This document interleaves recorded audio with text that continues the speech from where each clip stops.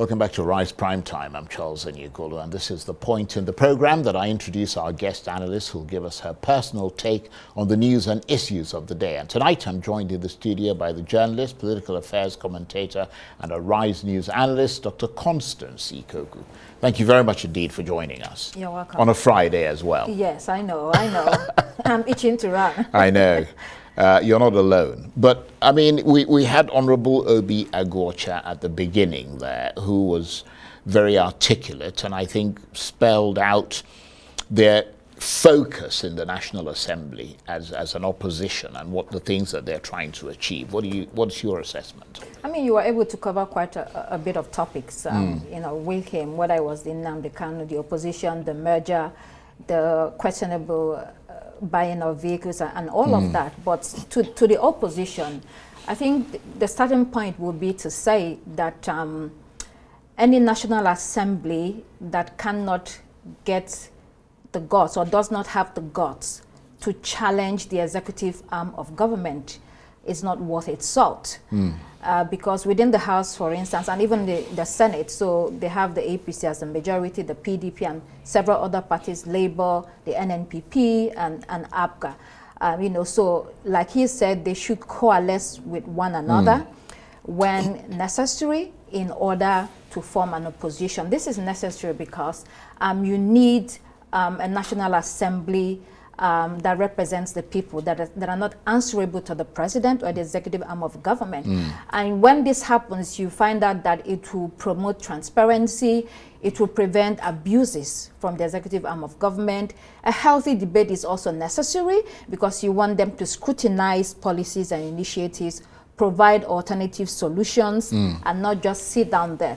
So in a situation where that does not happen, what you have is limited representation and diminished accountability.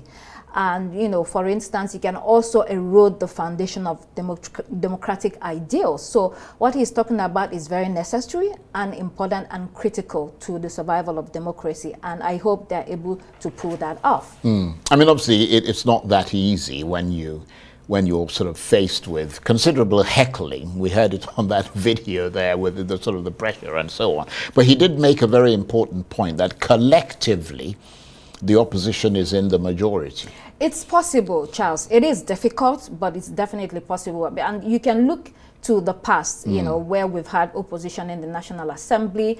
And sometimes we did have robust leadership, especially leadership. So, for instance, you look at someone like Chubok Kadigo when he was Senate president. It was short-lived, but he was a politician in a class of his own and provided the leadership. And then you had someone like Umar Galinaba, who was the Speaker of the House of Representatives, and he really gave Obasanjo a run for his money. And you know, I think President Obasanjo will forever remember that. And then you come to President Buhari's tenure. You had Olubukola Saraki, who also stood his ground when it mattered.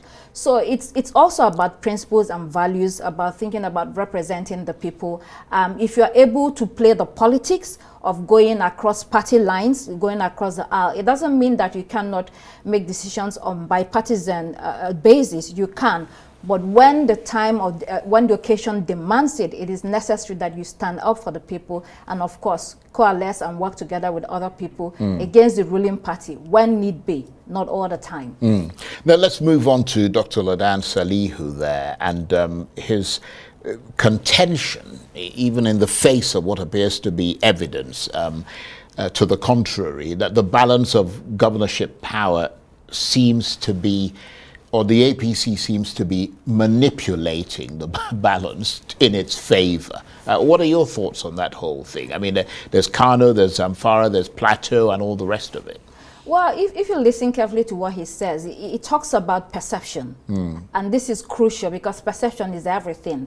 You know, arising from the Presidential Election Petition Tribunal and eventually the Supreme Court judgment, a lot of people perceived or had the perception that the judgment was not right and that, you know, the power was taken away from the people and given to the APC. Again, that's a perception.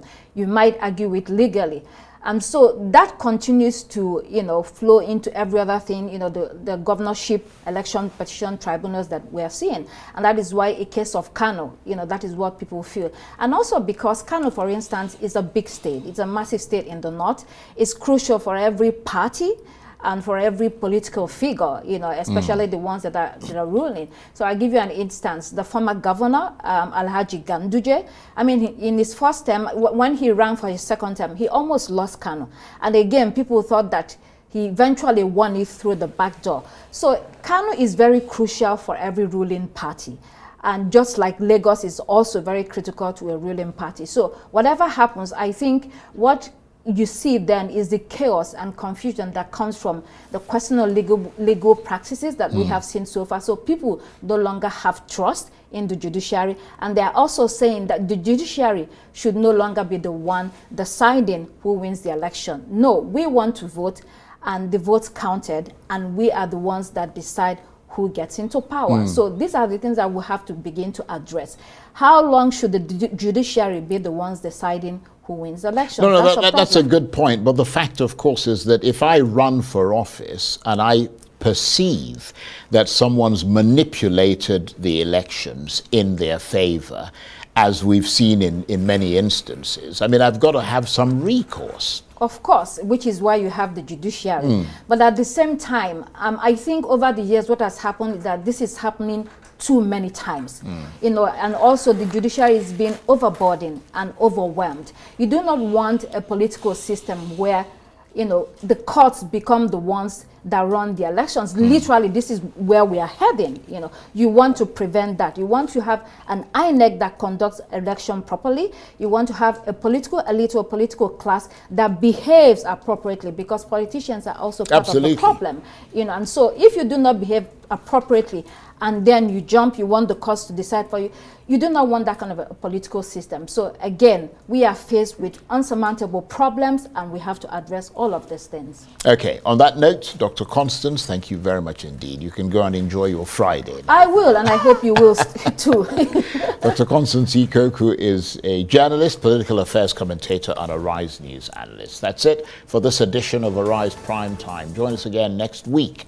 From me and the entire team here in Abuja, bye-bye, and thank you for watching.